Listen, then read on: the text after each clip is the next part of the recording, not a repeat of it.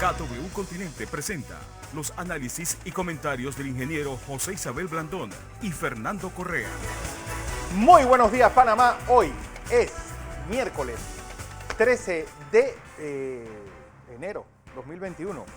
Le doy la bienvenida a Next Noticias en un día en el que vamos a analizar estas medidas anunciadas ayer por el gobierno. Recuerden que hay restricciones para 6 provincias del país. Todas las provincias centrales, Panamá Oeste y Panamá, son las provincias que a partir del 15 vamos a seguir teniendo restricciones de movilidad, ya no por número de cédula, pero sí por género, y un cronograma de cómo se van a abrir los negocios. Además, en la tarde-noche de ayer se dio cómo va a ser la vacunación masiva en estas 5 fases. Como habían dicho o como han escuchado a varios de los altos funcionarios del Ministerio de Salud que hemos tenido aquí, se va a empezar por el personal médico y el personal que está en el frente de batalla. Además, adultos mayores van a estar en esa primera fase. Bueno, un día en el que pues Mike Pence dijo que no se prestará para invocar esta enmienda 25 y pedir pues el desalojo de Donald Trump, anticipado de la presidencia de los Estados Unidos. ¿Cuál va a ser el siguiente movimiento? Bueno, va en serio el impeachment. Eso fue lo que dijo la congresista Pelosi, jefa de presidente de la Cámara Baja estadounidense.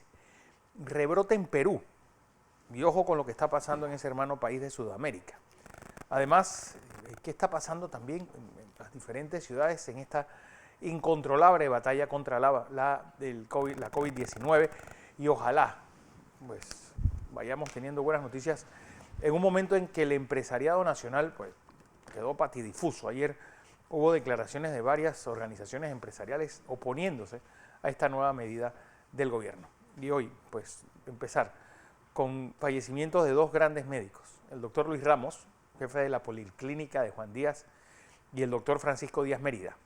Bueno, un combativo y uno de los primeros, uno de los grandes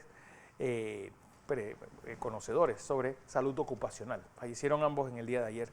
Así que nuestro sentido pésame, al igual que a nuestra excompañera Nilka Denis, pues por el asesinato de su hija en el área de San Miguel. Don José. Buenos días, Fernando. Buenos días. Buenos días a toda nuestra audiencia que nos sigue en KW Continente Radio y Canal 21 Next TV. El próximo miércoles, Donald Trump pasará a ser el presidente número 41 para dar paso al 46, Joe Biden. El próximo miércoles. 20 de enero. Fiesta Ocú. 44. San Sebastián. Cumpleaños de Natalie. Todas las cosas importantes pasaron el 20, el cumpleaños Álvaro también, Alvarado. Oiga, ¿qué fue lo que pasó entre Monagrillo y Arena? Tremendos audios ayer, Bueno, la primera cosa que quiero recordar es el audio que los Rabanes sacaron de cómo Herrera está en primer lugar con el coronavirus. Estos muchachos están en algo. Yo no sé cómo hicieron, pero anoche mismo circulaba por todos lados y yo me encargué de mandárselo a todos mis amigos y a todos mis adversarios del deporte. Porque ahí nosotros nos coronamos en una cosa mala. Claro. Pero es parte del humor que tenemos que desarrollar para poder bregar con esta complicada situación. Mire parte del humor, Fernando.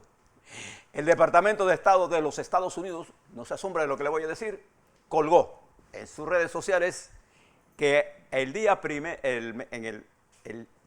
el 11 de enero del año 21, a las 19:49 horas de los Estados Unidos, el presidente Trump había abandonado la presidencia de la República de los Estados Unidos. De la nación. Equivocadamente. Entonces corrigieron eso. Y eso no es cierto. Ayer el presidente que estaba allá en Texas dijo: Ñagare, aquí estoy, es imposible que me saquen. Bueno, se va el 20. Ahora el cuento. Pero además hay otra cosa más curiosa.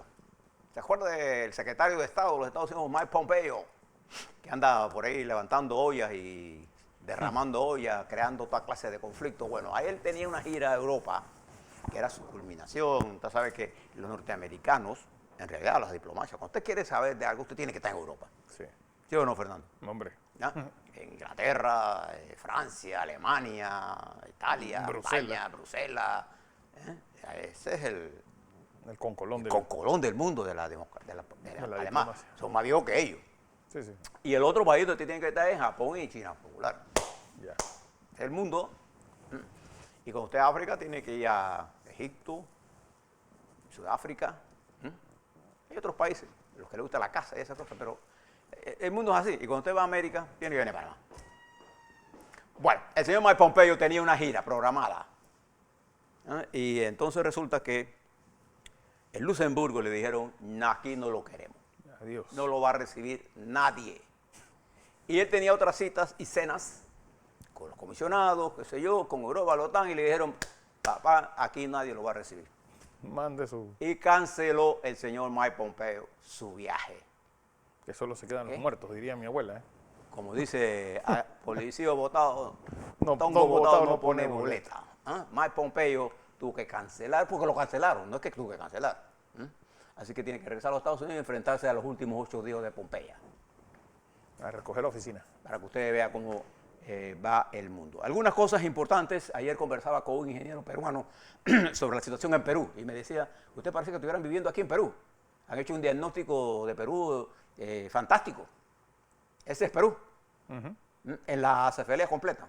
Ahora le cuento sobre lo que me dijo el ingeniero peruano, amigo mío, de muchos años. Una gran persona y un gran profesional de la ingeniería. En el mundo, antes de ir a la parte sustancial de la parte política y geopolítica que nos interesa, a todos nosotros los panameños, en el mundo, Fernando, COVID. 92.274.799, Mire la velocidad de reproducción de este virus. 1.984.361. Casi 2 millones ya. Sí. Fallecidos, hay 25.994.266 casos activos. Se han colocado 28.952.571 vacunas y la tasa de letalidad mundial es del 2.3. ¿Y los Estados Unidos, Fernando, cuánto serán los Estados Unidos en este momento? Estados Unidos hoy amanece, según esta información de la Universidad Johns Hopkins, con 23.369.968 casos, 389.621 fallecidos, 9.158.992 casos activos y una tasa de letalidad de 1.67. Y fíjese que en los Estados Unidos las estadísticas del uso de gente en hospitales, encamados, bien sea en camas o en UCIs, no baja de 100.000 ya. 115.000, 120.000, la mortalidad está por encima de los casi 3.000 muertos y se va a poner peor. Bueno, 4.071 ayer, 227.245. Está dentro de los modelos de predicción lo que está ocurriendo, una catástrofe que obligó al presidente, que se había declarado prácticamente conectado del coronavirus, a activar una nueva estrategia para la vacunación, usando los planteamientos de Joe Biden. ¿Sabe que los Estados Unidos, como esta es una vacuna de 2 fases, ellos tienen ahí reservado, porque es que estos se reservan ahí para la cúpula, pues. Entonces Biden dijo, no, cuando yo llegue al poder, todo eso se va a vacunar. Vamos a vacunar a todos en primera instancia y particularmente a los enfermos encamados, porque la vacuna de Pfizer tiene una particularidad, que a los gravemente enfermos le produce un impacto positivo enorme. Entonces, ahora Trump, a últimos días, la velocidad de vacunación de los Estados Unidos demuestra la incapacidad del sistema sanitario norteamericano. Por eso ayer insistíamos, y me agradó mucho, que ayer el gobierno nacional enfatice en el futuro que tenemos que manejar, que es la vacunación. O sea, si yo tengo al frente la vacunación, y no demos nada por sentado de que hicimos un ejercicio entre 10, 15, no, hay que dividirlo por provincia, por distrito, es tener a la gente movilizada en esto, preparada. Porque cuando yo estoy pensando en la vacuna, fíjese la mente humana cómo funciona. Si yo sé que viene una vacuna que me puede salvar, entonces ¿por qué me voy a arriesgar en los próximos 3 meses? Pero si yo no veo luz en el túnel, yo me voy a arriesgar, de todas maneras, porque nosotros tenemos un principio que de algo me voy a morir, pues. Sí. Bueno, de algo se va a morir. Si se muriera y no molestara a nadie, no fuera tanto el problema. El problema es que Todo esto crea malestar en su familia. Usted no se va a morir de un solo tiro. Es una agonía. Entonces, creo que el gobierno ayer hizo una estrategia, me pareció sensata, ¿no? Anunciaron una serie de medidas de apertura con grupos y se dedicaron en la tarde a hablarnos de vacunación. Hay que hablar de vacunación porque esa es la salida. Sí. Y hay que hablar de las medidas de control porque eso es de aquí a la vacuna. Y cuando yo tengo en la mente que hay una salida, yo voy hacia esa luz. Eso se llama fotoperiodismo positivo en fisiología vegetal. Cuando usted pone una planta en la oscuridad y hay un poquito de sol, ella se va inclinando hacia el sol. Eso se llama fotoperiodismo positivo. Bien, creo que lo manejaron bien ayer. Ahora hago algunas correcciones de algunas cifras que me dieron ayer. Pero en los Estados Unidos el manejo, Fernando, de las vacunas que ya disponen es terrible. Porque el gobierno de Trump se olvidó de esto. Es más, para ellos, como el COVID no existe y está matando gente por miles en los Estados Unidos, ayer, en el último intento de los últimos 8 días, mientras ellas movilizan esa idea la va a tener que implementar el presidente entrante Biden, que es poner en orden. Esto no es un problema tan fácil aún con nosotros, con experiencia. Ellos, que no tienen lugares donde la gente pueda vacunarse masivamente, nosotros tenemos aquí toda una estructura. Sí. Pero estamos frente a una situación completamente diferente a las vacunaciones normales.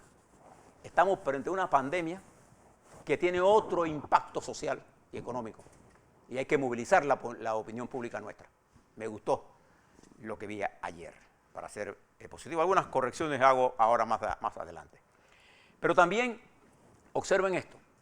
Irlanda, uno de los territorios que más controles había tenido, salía a finales de diciembre de un control estricto con muy baja contaminación, muy bajas personas muertas, muy pocos enfermos. En menos de 15 días, en lo que va de la última semana de diciembre y los 13 días los 12, Irlanda ha tenido un rebrote violento con la velocidad de la nueva variante de la cepa. Llegó a tener ayer... Para hacer el ejemplo de Irlanda, para que abramos un paréntesis antes de que tú sigas, para que se ubiquen, Irlanda es un país que tiene más o menos la población de Panamá, 4.830.000. Bueno, tiene 129.830 casos activos. Panamá tiene 56.000. Ayer solamente en Irlanda 3.052 nuevos casos, 45 fallecidos y 2.397 fallecidos. Y llegó a 1 millón de casos activos, perdón, hay 1.600 casos activos por 1 millón de habitantes. El más alto del mundo. Sí. Irlanda, a pesar de todas las cosas buenas que había hecho. 32.214 es por millón de habitantes, es la estadística de Irlanda. Y esto nos dice a nosotros que esto es un problema de no descuidarse. Por eso les hablabas ayer de la vacuna. Yo tengo en la mente la vacuna, yo como ciudadano, la simple deducción que yo hago, si ya me faltan 3, 4 meses para la vacuna, hay que esperarlo mucho, espéralo poco. Que esperarlo poco, espéralo mucho.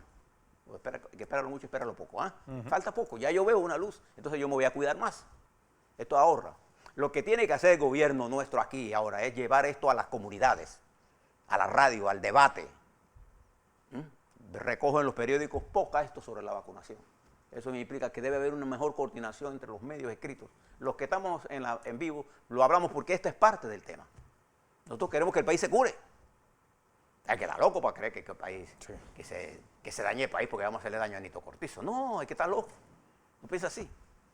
Bien, en el mundo en general, las vacunas, mire lo que tuvo que hacer Brasil. Brasil está recurriendo a compra de vacunas después que Bolsonaro había prohibido la compra de jeringuillas. Mire si está loco. Después que Trump dijo, no, aquí están las vacunas, las mandamos al Estado. No es mandarla al Estado, es ponerla en el hombro. Exacto. Él no sabe de eso. Porque él, cuando se enferma, y cuando era presidente, iba al Walter Reed, ahí le daban de todo, lo que no está disponible para nadie. Y cuando él va, tiene otra. Pero acuérdese ahora que incluso en Panamá, la congestión hospitalaria no solamente está en la pública, sino en la privada. Sí. Y va a un momento que no va a ser un problema de plata. Bueno, Evo Morales ayer se convirtió en uno de los nuevos líderes mundiales en contraer el COVID-19. Y a las vacunas ahora, hay un conjunto de vacunas. Nosotros Panamá hemos comprado un grupo de vacunas. Tenemos que prepararnos para esto y preparar al país para esto. Más información, no soltar, porque aquí el gobierno piensa que porque dijo una vez ya, pues ya lo dijo. No, no, no, no. Esto no ha llegado a todo el mundo. Esto tiene que llegar a las provincias, tiene que llegar a Herrera. Yo conozco mi pueblo. En mi pueblo la gente sabe comportarse. Algo pasó porque nuestros alcaldes en el interior estaban trabajando duro. Sí. Y Azuero, que estaba dando un ejemplo. Entonces algo pasó. Algo pasó. Entonces miremos eso, ayudémosle y pongámosle la vacuna al frente para comunicarnos con ellos. Bien. Yo quiero hablarle a todos porque estamos en una época muy difícil. Hay un libro, Fernando, que acaba de publicar el profesor Nicolás Krestatsky. ¿Quién es el profesor Nicolás Krestatsky? Es médico, es sociólogo, es profesor de sociología, estudios sociales, nada más y nada menos que la Universidad de Yale. Wow. Uno de los críticos más grandes que ha tenido Trump en el manejo de la pandemia. Él ha escrito un libro sobre coronavirus. Él es una de las mentes más influyentes en el mundo, una de las personalidades que además ha estudiado todo esto sociológicamente de la pandemia.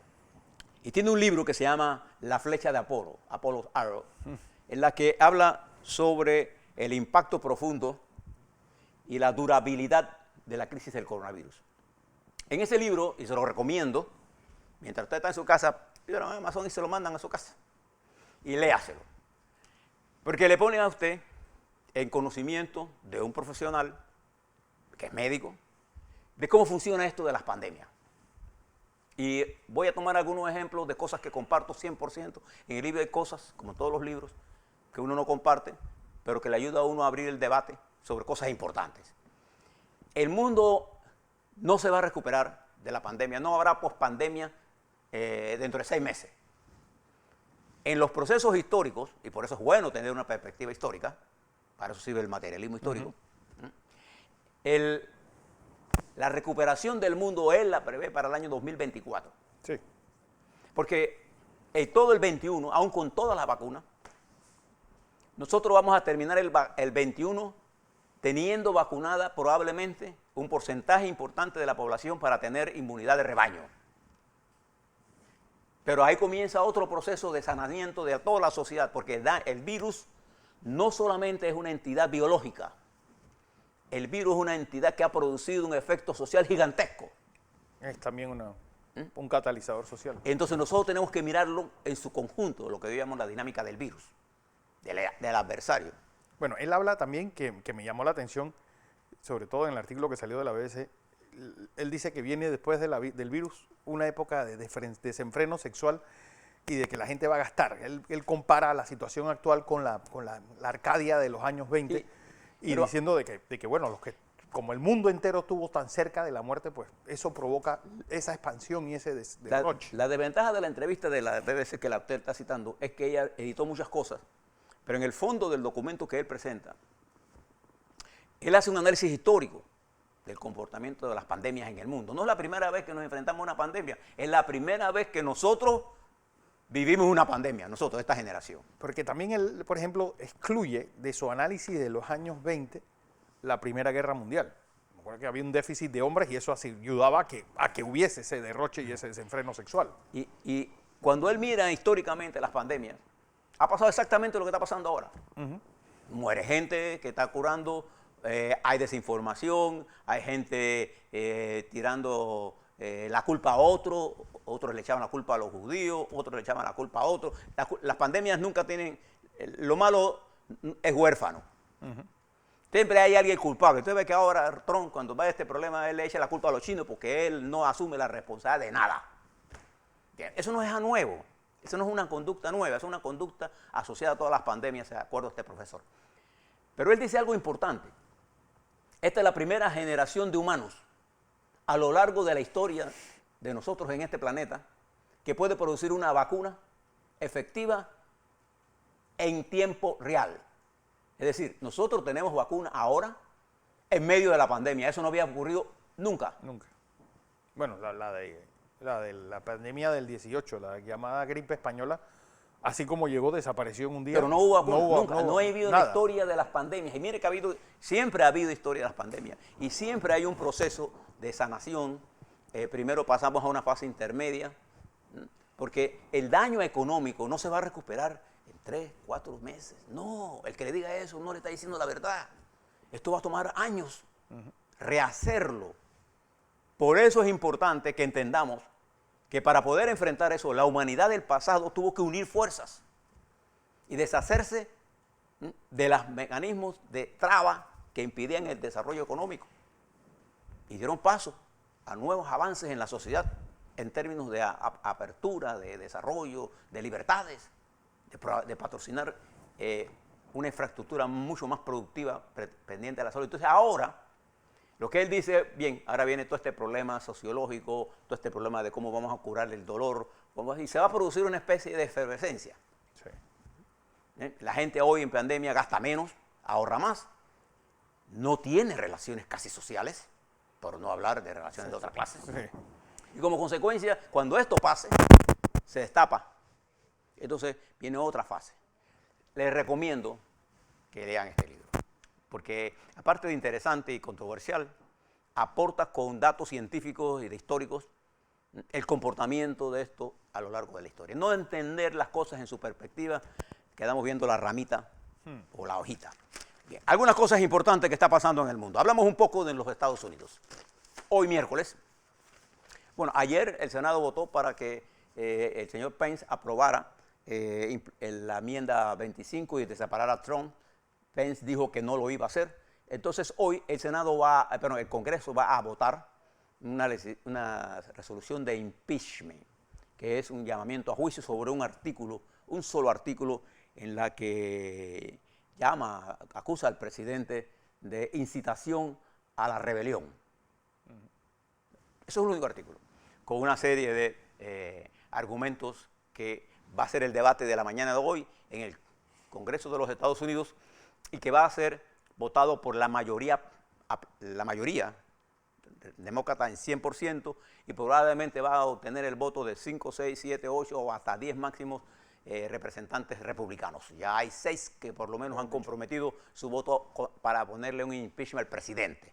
Esta es la primera ruptura que se va a producir allí. Ese impeachment, al ser aprobado por mayoría simple, tendrá que pasar al Senado.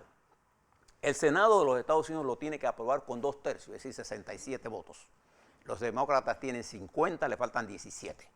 De esos hay 3 de republicanos que ya dicen que van a votar por el impeachment, pero el señor Mitch McConnell, que es el líder de la mayoría hasta el día 20. Hasta el 20. Cuando la sumar, hasta el 21, porque mientras eso pasa, que asumirá a los demócratas la conducción del Senado por la gracia de Trump, porque perdieron Georgia los dos, cosa insólita lo que pasó en Georgia. Ustedes se olvidan de eso, pero eso hace un par de semanas nada más. Entonces Mitch McConnell está diciendo que él no va a llamar a recomposición del Senado porque la legislación se lo impide. En realidad hay un artículo desde 204, del año 2004, que le permite al líder de la mayoría, junto con el líder de la minoría, ponerse de acuerdo y hacer que se recombine el Senado para casos de urgencia. Pero ¿qué se gana, por ejemplo, si ese impeachment y esa bola de nieve sigue? Lo que cae más allá del 20 de enero, es decir, cuando Trump deja de ser presidente. Sí. Como ya el impeachment se hizo, sí, el Senado tiene que considerar después, aunque él no sea presidente, esto.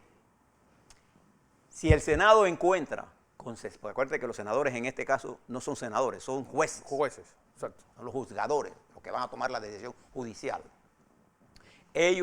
Si ellos declaran culpable a Trump de este artículo, el presidente Trump pierde todos sus derechos para poder correr para cualquier puesto federal. Ya. Y el New York Times ayer publica un interesante artículo de una conversación que Mitch McConnell tuvo con unos allegados, que obviamente contactaron al periódico y le dijeron que Mitch McConnell está a favor de hacerle el indictment a Trump porque eso lo liberaría a él y liberaría al Partido Republicano de su principal desfigurador de su estructura.